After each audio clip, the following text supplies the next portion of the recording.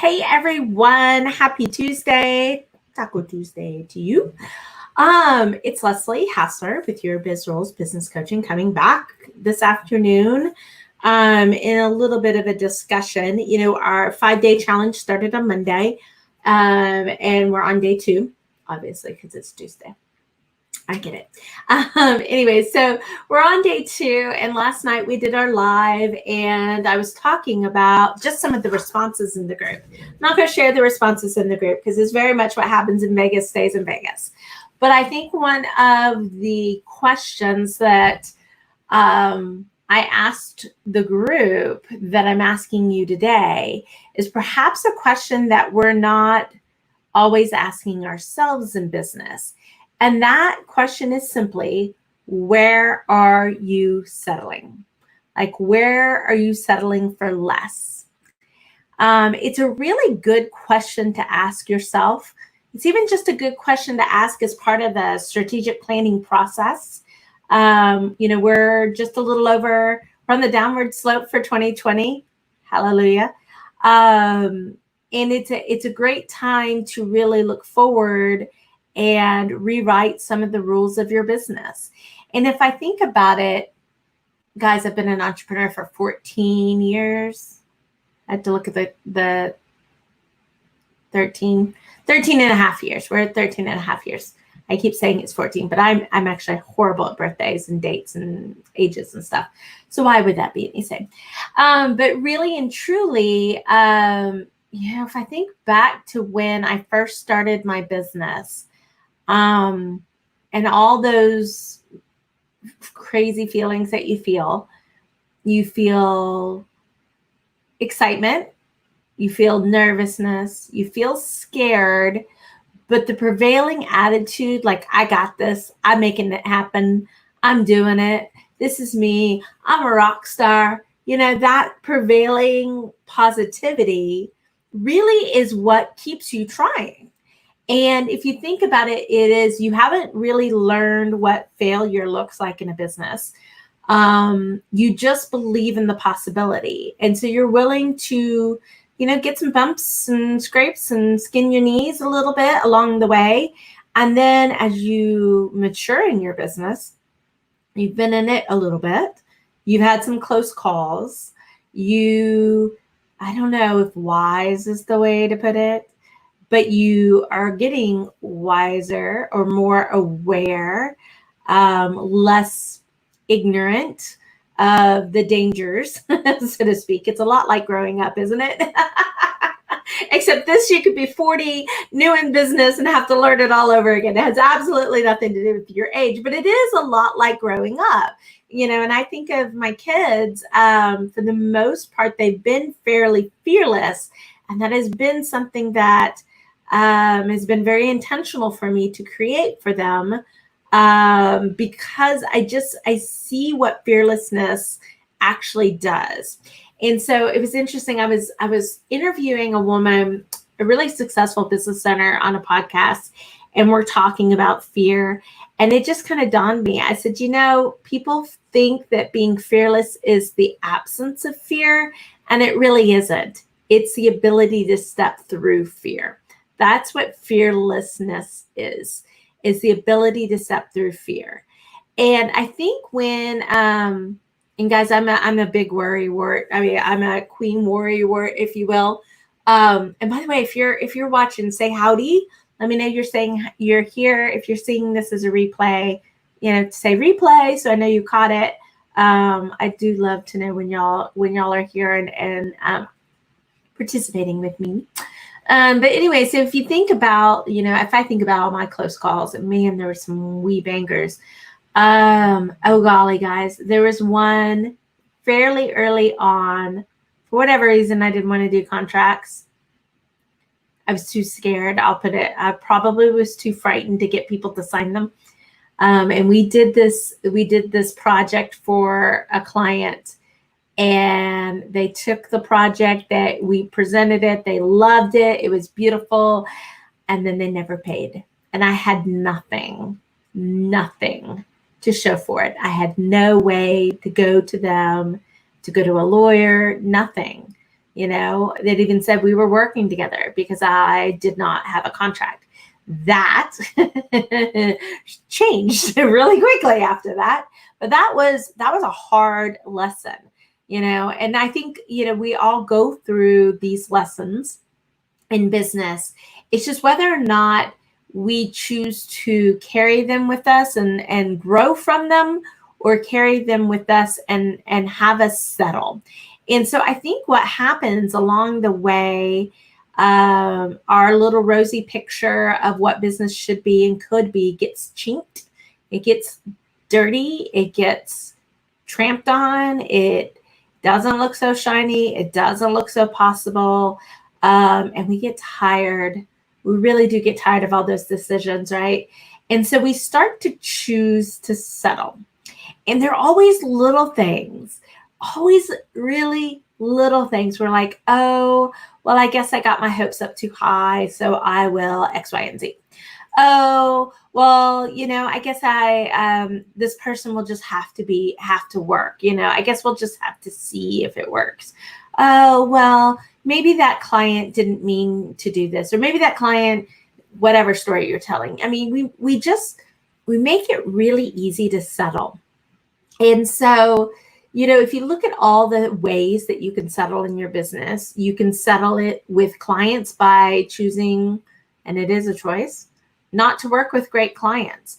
You can choose to get stuck in that vortex of really not great fit clients. I can think of a lot of worse things to say about that. There's ways to fix that. We've put into Impact when there's too many clients behaving poorly. It's generally because we've compromised and we've settled on their behavior, because after all, they're paying us and we need the money, or whatever the thought process is. And we put in a client 10 commandments, a client code of conduct, and it actually becomes a part of the onboarding process. It's amazing what happens when you tell people what you expect of them. That clears up 50% of the problems really fast. And the people that have a problem with it aren't your best clients. They are happy to move along and go find somebody else they can get their way with. But, it takes that kind of intention, right, of sitting down and saying and defining and choosing. We can choose to settle with our employees. Bad move. It's just, I have not seen where that turns out well. And more times I see when we settle with our employees, the longer we settle, the worse it gets. So don't do that to yourself or to them, really, because if you're settling, there's probably a little animosity building up there, some negativity. It's not a pretty picture. And they're not doing their best works either, right? I mean, it's really not a win-win situation. But we're afraid to confront that. We're afraid sometimes to say, no, this is my expectations, and you're not living up to it. How can I help? But the expectation is that you live up to it, because we're too busy, we're too small to have this kind of poor fit happen in our business for too long. We choose to settle when it comes to the money, choose to settle on the pricing side, and all the way through. We just do. It's funny. One of my clients had an employee who, okay, so I have to back it up. My client used to do all the invoicing, right, for the business. And I was noticing a lot of discounts. And I'm like, why are you discounting? Well, I didn't know if they'd pay, so I wanted to put it at something they would pay. We all go through that. A lot of us go through that kind of conversation as business owners, but we're settling, right? We're saying that the work I told you was going to be worth paying maybe wasn't worth it, and I'm afraid you won't pay anymore. So we delegated that out to another employee who never discounted. It was hilarious because the expectation was no discounts, right? That's the goal. No discounts. If there's a discount, come talk to us. We'll have to figure it out. And so that employee went out on maternity leave, and my client picked up the invoicing while she was out on maternity leave. And I was like, hey, what's all this discounting going on? Right? We get into these bad habits. She goes, oh, I took back the billing. I was, get your hands out of it. Get your hands out of it. Get away from it, right? But we just have this conversation that goes on in our head as business owners, and it just requires us to settle. I mean, we settle with our time, guys. This is the most precious resource we have. You cannot get back a second. You cannot bank it for a future date, right? We only have the here and now. And I just see so many people that choose otherwise. You know, they settle for not having enough time. They settle. It was so funny. I was speaking last week virtually for the Texas Court Reporters Association. We had 300 people on the presentation, and I was doing a survey. It's one of the things I like to do when I'm standing in front of 300 people, because we can have a conversation. But I have found like virtually makes all the difference about the quality of the presentation. But I was like, okay, tell me all the jobs you're responsible for. And so it was so entertaining, because there were like, I don't know, 30 different jobs that popped up on this word cloud that was created by the survey. And only like 3 of them were work. I was like, oh, that's interesting. And then I asked, and we talked about really your time and how to deal with boredom, because a lot of people are bored right now, and how to deal with burnout, which is the opposite end of the spectrum. Both are about settling in some way over your time, right? So, and then we talked about delegation and deferring, and maybe even like never doing something again. And I was like, what is that job that you would give away? And it was almost the same list. It was really, really interesting, right? And so if you can look at this and really just ask yourself, like, go through the list, like, where are you settling in your time? Where are you settling in your money? Where are you settling in your business growth? Where are you settling with your employees, with your clients, with yourself? Because, heavens knows. It's a really good question to ask. I have said it so many times over the last couple of weeks. Now is the best time. It's like God's gift to us to change.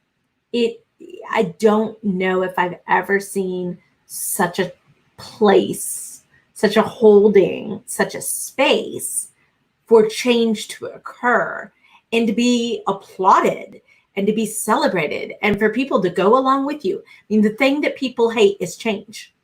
The thing that people hate is change. And right now, everyone's up for it, right? Because everyone's back to wanting that possible, wanting that positive.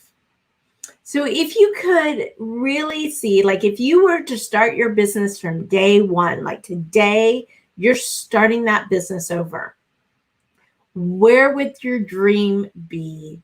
Like, what would that be? If you could have that same kind of, Pollyanna view for a little while in your business, where would it be? Use some of that to define your moving forward, right? Be fair. I'm not a huge cold turkey fan of going cold turkey, because we're humans and we have to bring people along. And when we have team, we need to inspire them, motivate them, and empower them with change. And it just is easier. It's just easy to get more bees with honey than it is with vinegar, more flies with honey than it is with vinegar. My brain can't keep these things straight. So I will say, I love coming in and chatting with you. I see some hearts and some thumbs up. If you're interested in getting future notifications of when I'm going live, you can click on the link that I just put into the comments, and just if it prompts you, it'll say get started, and I'll share some other social media places that I'm at, so we're good connected. And then I will share this about once a week. I go live twice a week. But I want to be respectful of your messenger time. So I tell you about once a week when I'm going live, when I think it's going to be the really good one, then I want you to kind of come on board and share with me. So that's it for today. Feel free if you feel moved to kind of put out those areas where you have been settling, put it in the comments. Let's kind of hold each other accountable on the change that we're bringing into the world and into our businesses moving forward. So that's it for today, guys. I hope you're having a great day. Ours is gray. It's been rainy. I kind of feel like fall, but that's okay. I'm in the mood to cuddle up under a blanket and read a book and have some hot tea or something. But we'll be chatting with you soon. We'll be back on Thursday in the 3 to 4 o'clock hour to talk about another issue that can really help drive your business, get it stabilized, and get it back into scaling. So that's it for today, guys. Talk to you soon. Bye.